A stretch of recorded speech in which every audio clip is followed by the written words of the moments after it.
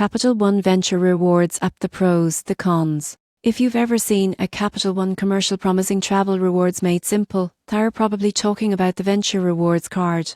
But does it live up to the hype? Let's break down the pros and cons of the Capital One Venture Rewards app.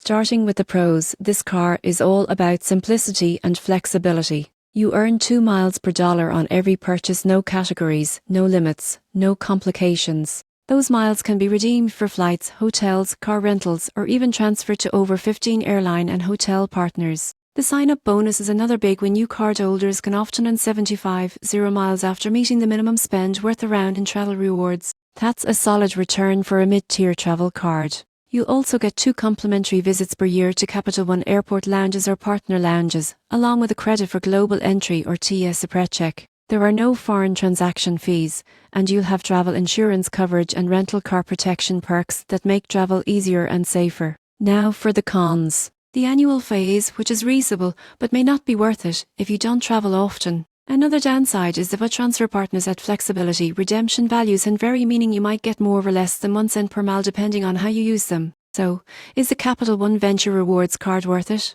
If you want a straightforward travel card with easy rewards and solid benefits, absolutely. It's especially great for frequent travelers who don't want to juggle multiple categories or programs. The surprising truth: while some cards make travel rewards confusing, Venture keeps it simple, and that's exactly why so many people stick with it year after year.